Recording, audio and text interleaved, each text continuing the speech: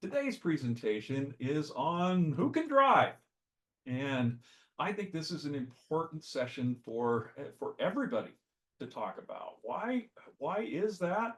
Well, the reality is driving is dangerous. If you die on the job, statistically speaking, the thing that you're doing when you die is driving. So we know it's dangerous that way, but it's also really dangerous, we know, because of this graph and what we've seen over the years with our claims, auto claims at the trust. We were really rock solid for years and years and years. We didn't have the number of claims we had really didn't waver a lot. And then suddenly in 2020, we jumped about 10% and then 10% again.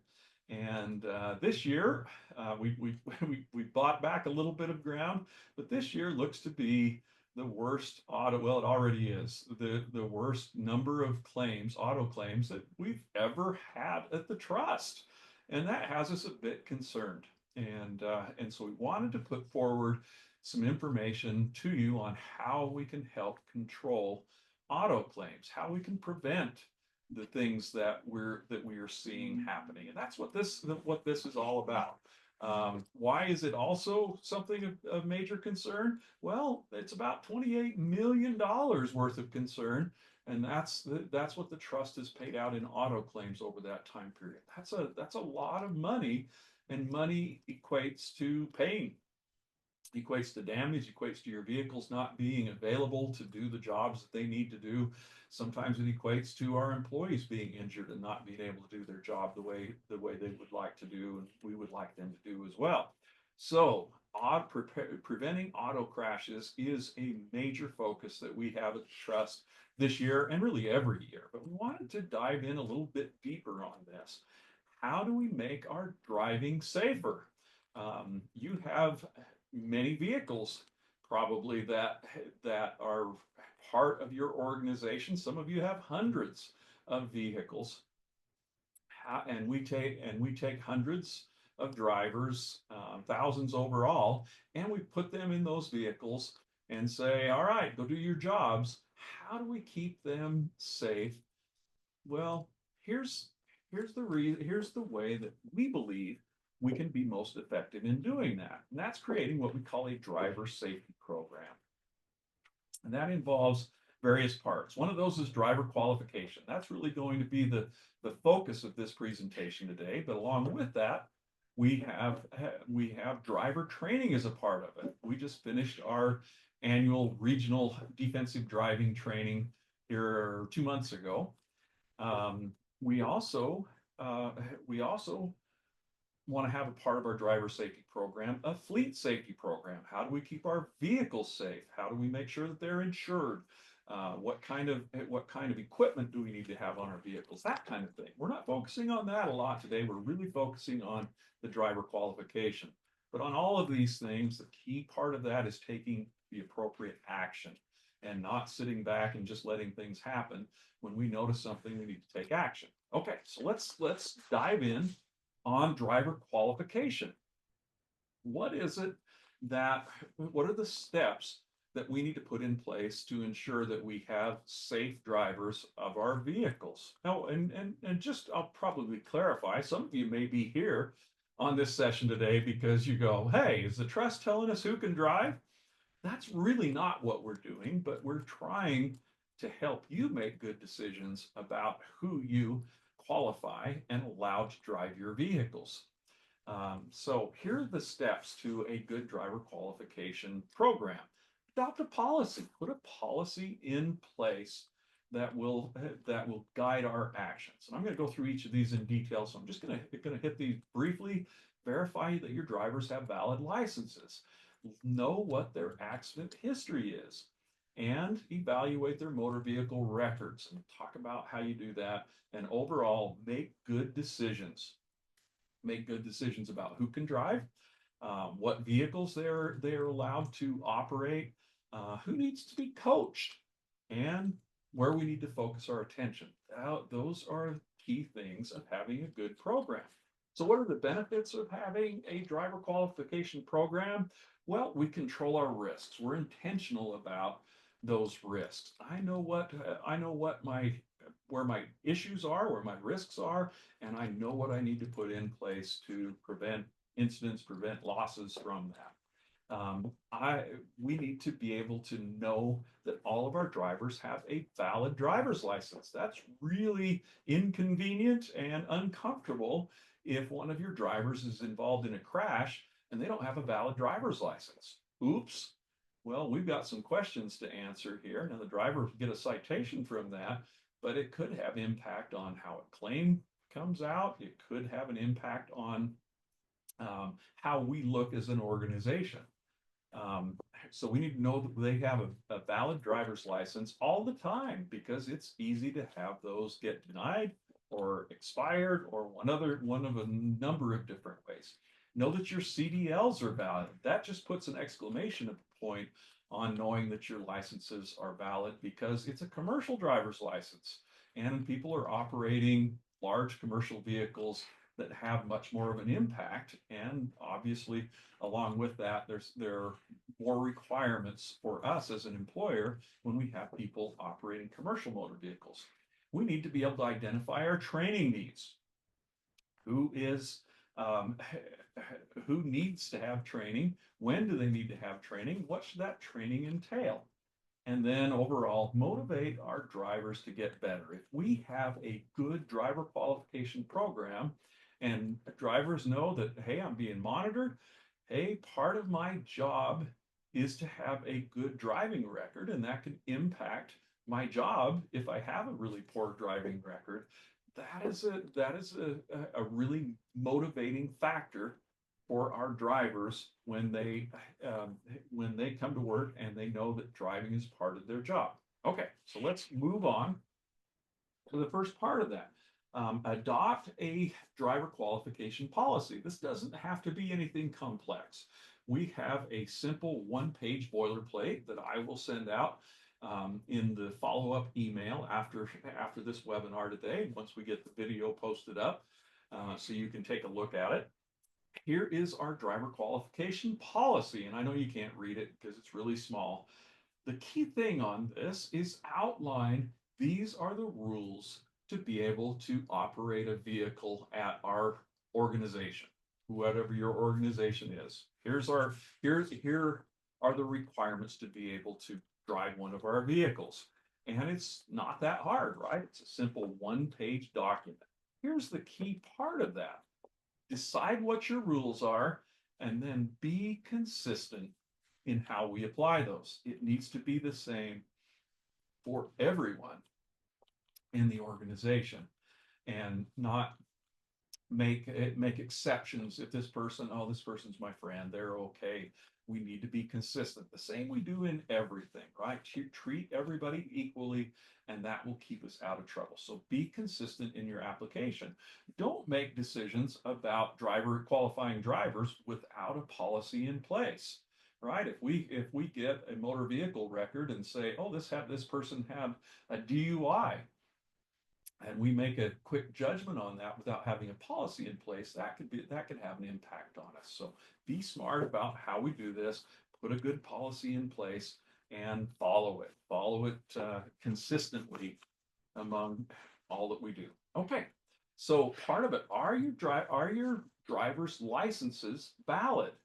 There are a lot of different ways that licenses can become invalid. Some of those can be simple, like you forget to renew your driver's license when you have that birthday. Oh, I just forgot. I got a letter from the state, said I needed to update it, and I just forgot. And occasionally you'll get that on your monthly report. You call that person and say, hey, it looks like you don't have a valid driver's license. Oh no, I forgot. And so we can take care of that. If you have a CDL, a commercial driver's license, that can be a real challenge to keep that valid. You have medical cards to keep up to date. There are fees that you have to pay. And the driver's license division is pretty quick to deny your license if you haven't checked all the boxes and paid all the fees and turned in all the forms to maintain that driver's license. And so we want to know that quickly. And so we'll move on to that in just a minute on how we know whether those licenses are valid. This allows us to control our risks, right? We can see, well, this person doesn't even have a driver's license, so they obviously shouldn't be driving for us.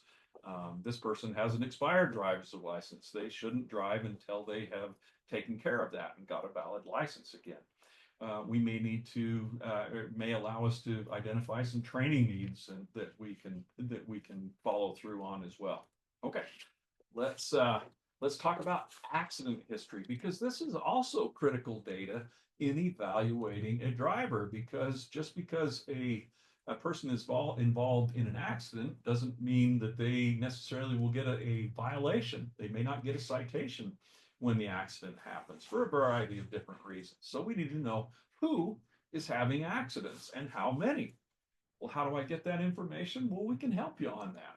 You can call Mike or myself and say, hey, Jason, I'd like to know what our accident history is over the years. Now, this is if you're authorized to have this information for your organization, of course, and we will send you a report and say, here are your drivers that have had accidents that the trust has been involved with during that time, claims that we've paid for.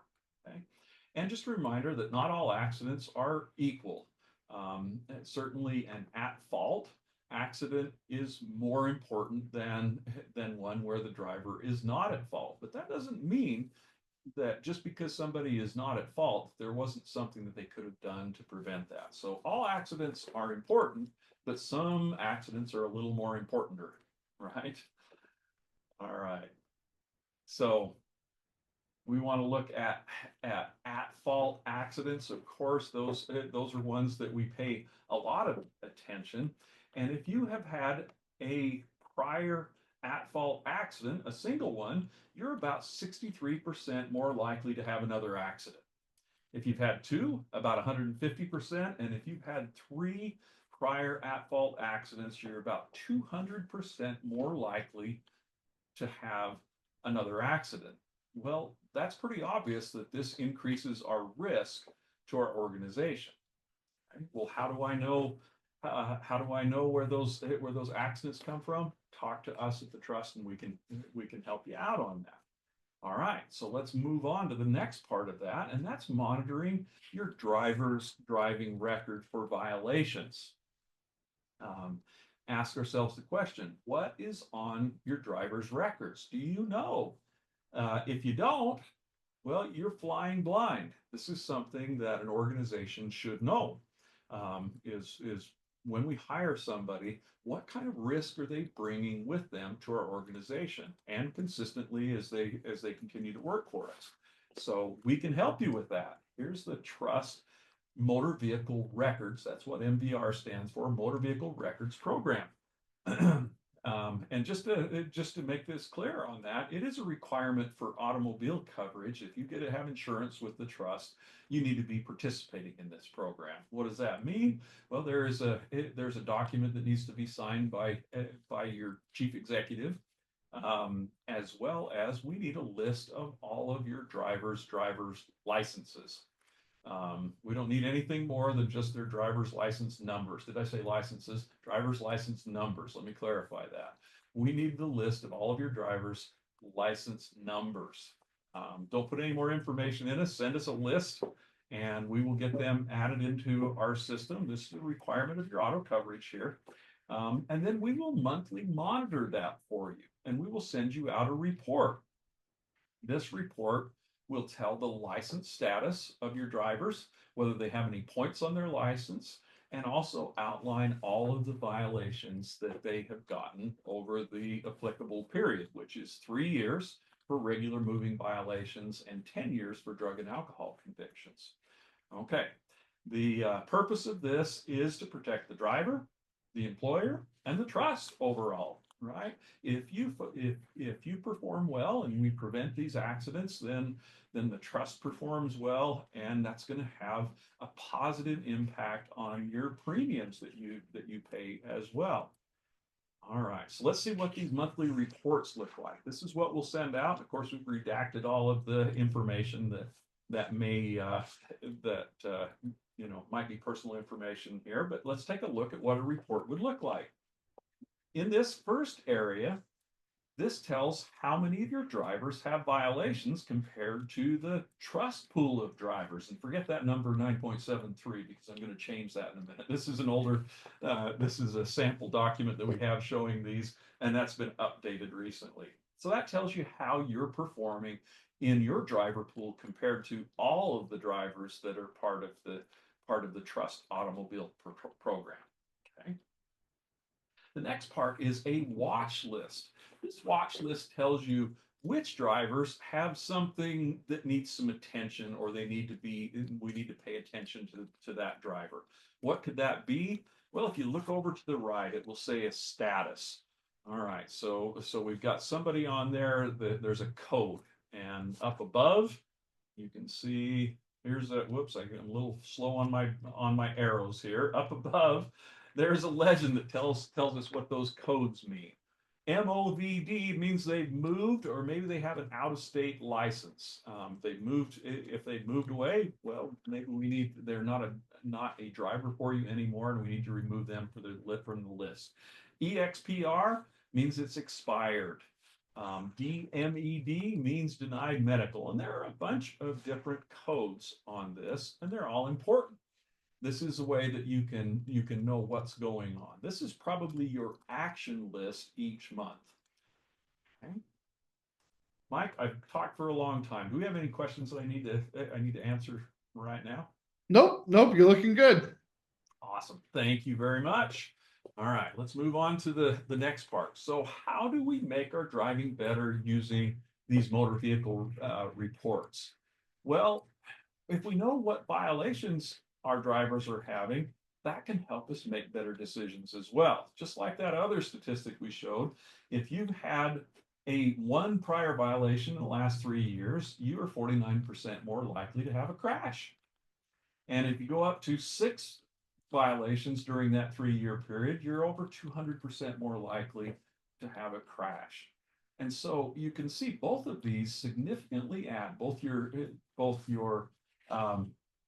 previous crashes as well as the violations on your record have a significant impact on the overall risk an individual driver brings to your organization. Okay, so let's ask a question just to kind of give a little quick reality check on this.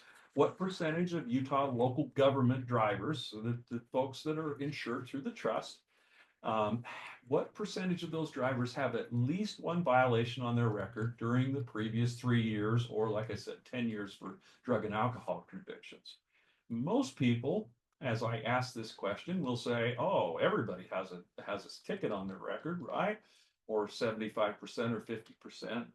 Well, the reality is it's 10.2%. Now, remember, I told you to forget that number that we saw. It's actually gone up a little bit in recent months over when we created that document. And that can happen as we add new drivers to the system or people get more citations. But the key point of this is that 89.8% of drivers within the trust pool of drivers have nothing on their record. They have 0 violations, 0 citations during that time period. And so if you're within that small group that have violations, you're presenting more risk to your organization. Or if you have those drivers in your organization, they're presenting more risk to you from driving. Now, that doesn't mean that they can't necessarily drive or anything like that, but we need to be aware. We need to be aware of the risks so we can take the appropriate action. Now, I want to address points. Everybody hears about points on your license, and that's something that Utah does, and it's a way that you can have your license revoked. We don't put a lot of credence in points because they have a tendency to drop off over time. But I just want to tell you kind of what the points mean. If you get a reckless driving ticket, that's about 80 points. And I say about because sometimes it depends on the how the violation is, but on the driver's license division, this is what they show: 80 points for reckless driving, 75 points for speeding over 21 miles per hour over the limit, um, a, a minor speeding 1 to 10 miles per hour for the speed limit is about 35, or it is 35 points, and most other moving violations are about 50 points. Well, what does that mean? Well, if you accumulate 200 points and you're an adult in the state of Utah, you lose your license. If you accumulate over 70 points and you're a minor under age 21, you lose your license. So much tighter controls for youth, for minors than adults. But what we found is that points don't mean a lot when it comes to managing your risk.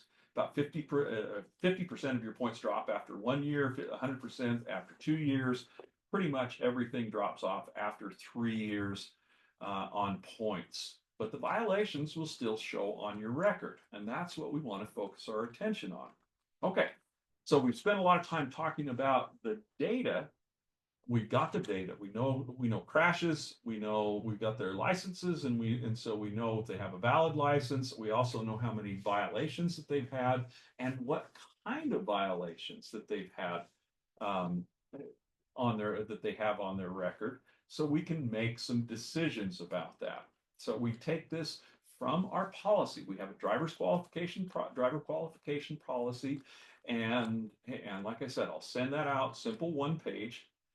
We take the information that we get, the data, and we put it into a matrix, driver qualification matrix, and we say, how many moving violations does this person have over the given time period of 3 years? And how many at-fault accidents do they have?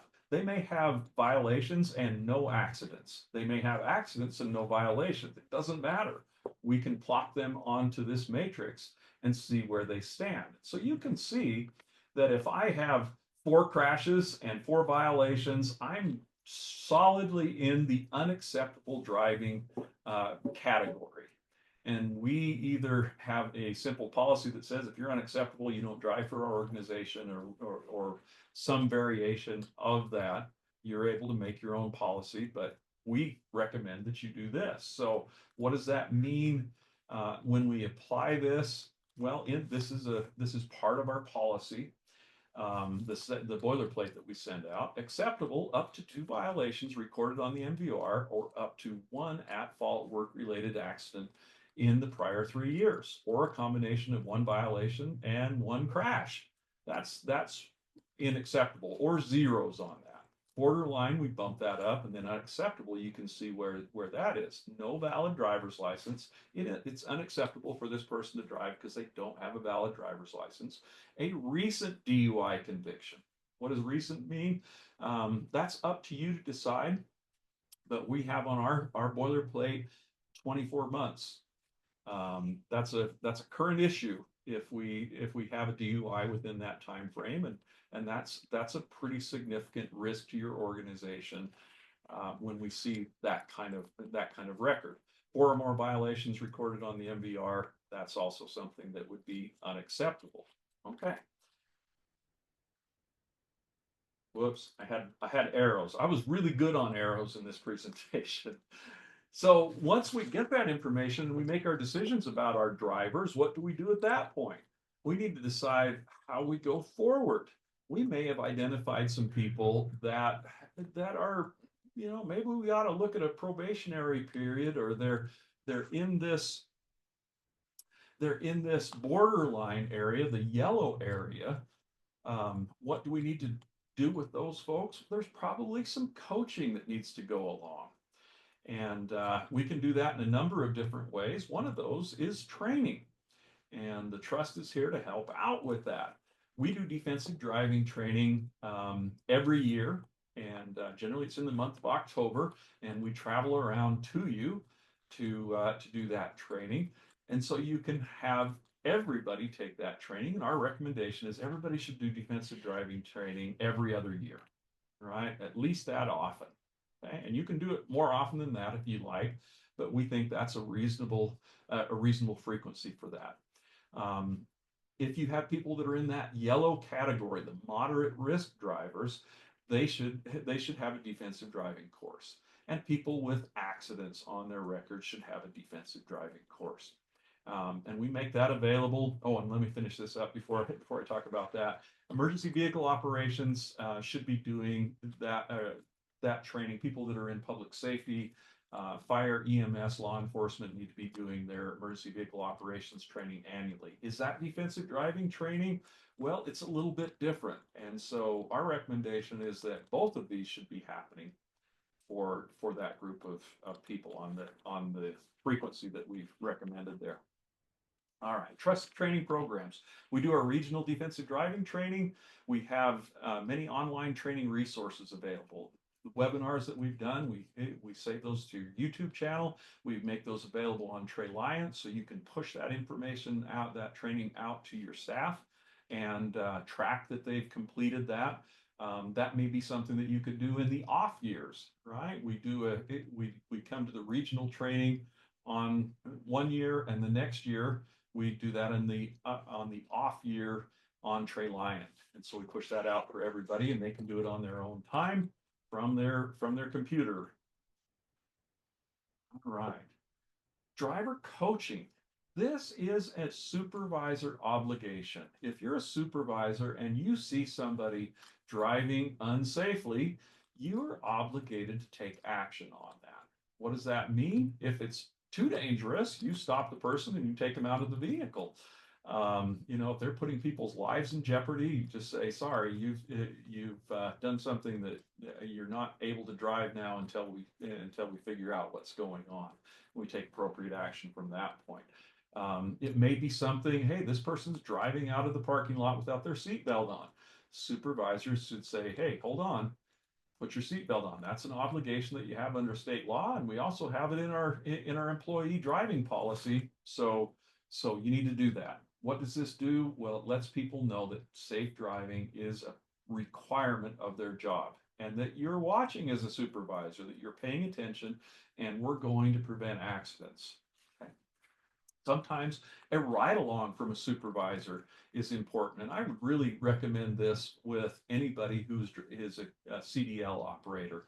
If they're operating large equipment, commercial motor vehicles, I think a supervisor ride along should be important when we hire, should be done when we hire somebody new, CDL operator. You'll learn a lot in the first 30 seconds of that person when you get in that truck and say, all right, let's take a spin around the block and see if you actually know how to drive this vehicle. So ride-alongs, I think, are important. If we have professional drivers, then that's what they're doing all the time, reviewing with them, having your supervisors sit down and chat about their driving, and having that as part of their annual reviews, as well as part of the safety discussion that you have in their annual review. It should be their driving. Telematics is another thing that we can use, and that's a subject for a whole other webinar, and so we don't have time for that, but we can use telematics to monitor how our vehicles are being driven, and compliance to various different policies that we may have. So that's another tool in our back pocket, but we don't have time to talk about that today because we've used up our time now. Just in summary, I want to, and by the way, go ahead and start clicking on that chat box if you've got questions for us to answer here as I finish the summary. Adopt policy. Be consistent with your policy. Think about what that policy. We send out a boilerplate. It's pretty good, right? I think it's a pretty good policy, but consider every line in that. Is that what we want to apply in our organization? And then adopt it and apply it consistently. Know your driver's histories. Know what kind of crashes they've had. Monitor their MVRs and look at that report when it comes out each month. And we send that to you. Coach and train our employees. Put that in as part of our training calendar, that every year we're going to do defensive driving training, and that's going to be for this group of people. Anybody that's had a crash, anybody that's in that moderate category, or every other year as we've recommended there. Take action when you see opportunities to reduce risk. let's take the appropriate action to do that. Don't just count on um, just random luck that these folks are going to be safe out there. Let's go out and be active on doing that. And in the end, we're going to keep our people safe, and we'll all save money in the long run on our premiums and damaged vehicles and time loss and all of those things.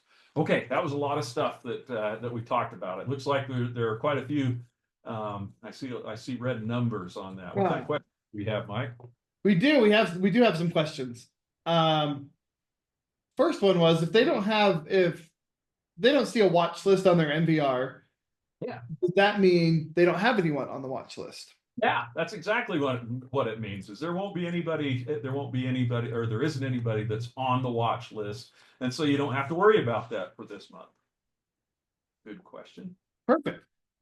Should we be considering accidents that occur in city-owned vehicles only? Yeah, If not, I would probably have limit that. There may be certain situations where if let's say one of your drivers is involved in a really egregious accident, right? They kill somebody. They run over a pedestrian and they are in a they are convicted of vehicular homicide. Now they may not be working for us anymore because they're incarcerated, but that's the example, right? There may be those situations. Always talk to your attorney about those things. But I would focus most of our attention on those work related accidents. Number one, because that's where we have access to the information, right? We can give you a report that shows you who has had those claims that have come into the trust. perfect. Um, Another let's see. Question on we will send out a policy, our sample policy with the with this recording. Yeah, so you'll get that for sure, Andrea. We'll send the link to the YouTube video and if you want to use this for Trey Lyon, get in touch with Mike or myself and we can get you connected with that. That's something that you have to be signed up for. Where the YouTube, you can just go straight to the YouTube channel. Does the trust recommend cameras in the vehicles? Yeah, yeah. I mean, that's the whole telematics discussion. And most new vehicles are going to have those dash cams in the future. I should look up the requirements. I'm not sure for commercial vehicles, but I've got a pretty good idea that all vehicles, if they're not required right now, will be required by federal regulations to have that camera. What does that do for us? Well, it depends on how you use it. Now, sometimes if you had a real bad crash, that is information that is discoverable, right? If there's a lawsuit that comes out of that, that's something that video could be discoverable.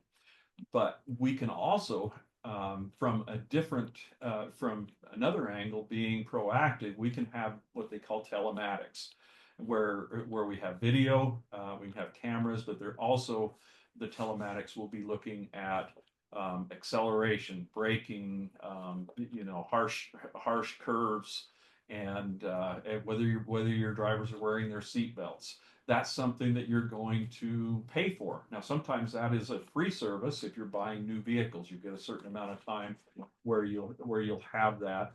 And so you'd want to talk with your fleet person, or if you are the fleet person, you can look at that as you purchase your vehicles. That's something that you may include. But once again, have a policy on that. How are we going to handle this information? What does it mean? Because could I additionally take that telematics data and put that into the overall matrix? The answer is yes. Well, or overall considerations. Oh, this person has violations, they've had a crash, and we see some stuff from their telematics that are showing that this person is a really risky driver. So we're going to focus some attention on them, either from coaching, or it may push them over the edge and say, you know what, there's probably somebody that would do a better job driving this vehicle. So okay. Yep. Anything else, Mike? Recommendations for folks in the border areas of our state, for folks up north at Idaho for Idaho driver's license, down south with Arizona or Nevada, out west with Nevada licenses and Very good, Colorado's and things very like good that. question. We have direct access to the Utah driver's license division, their data, but we don't have access to those other states that are surrounding us. And so this is more of an impact to those people right along the borders. If you have somebody, there's a legal obligation. Somebody moves here from another state and they're living in Salt Lake, they have a legal obligation to update their driver's license if they move their domicile, right? And so you can say that, hey, if you're living here, you need to have a Utah driver's license. There's a legal obligation to do that. But let's say you're in Logan. They don't want to give up that 80-year-long Arizona license. I mean, come on. And some of the states have a really long renewal cycle too. They don't want to give that up either. But let's say you're in Logan, and but you have employees that live in Preston, Idaho, just over the border. What our recommendation is that you put that into your policy that that those drivers once per year will provide you a copy of their motor vehicle records. There's most states, pretty much all around us, will have a policy where you can get one free copy of your for each driver each year, and have them supply that to you so you're able to monitor it that way. Okay, good question. All right. Do we have training on park utility vehicles like side-by-side ATVs with utility beds for Yeah. maintenance at parks and riding lawnmowers and things like that? Yeah, we absolutely do. And that's, we talk about our training resources. One of those resources that I didn't mention today is called Streamery. And Streamery is it's basically Netflix for safety videos training. And you can go into that and search. If you search for utility, it will pull up utility vehicle safety, and it has a nice session on that. It's about 20 minutes long, I believe, and it will talk specifically about those types of vehicles, golf carts, utility vehicles, UTVs, those types of vehicles. Now, if you want to access that, you need to send Mike or myself an email. Mike's email is mike@utahtrust.gov, and mine is Jason, Jason, at utahtrust.gov. And we will get you the login credentials for that. It's free. There's no cost to, if you're a member of the trust, that's free. And you're able to stream all you want, and you can share your login credentials with others in your organization so they can use it as well. So. Excellent. Just a couple more. Are premiums affected if we have drivers under the age of 18? Good question. And those are questions that I probably should not answer because I'm not the coverage guy. So I'll put an asterisk by my answer here. And the answer is really no. That does not go into the overall risk calculation. And when we talk about monitoring drivers and taking driver's license numbers and all of that, that's most insurance. If you go to your regular auto insurer, and you buy a policy for your vehicle, they're going to ask for a copy of your driver's license number, or your full driver's license. They're going to take that number and they're going to check what your history is. They're going to see if you had crashes. They're going to see if you had violations, and your premiums will be dependent on that. The trust doesn't do it that way. We take a different tact on it. We want you to do the right thing, to do the prudent thing, which is we give you the information, and then you make good decisions about your drivers, because your premiums are based, the vast majority of your premiums are based on your performance. Have you had crashes? Have you had issues in the past?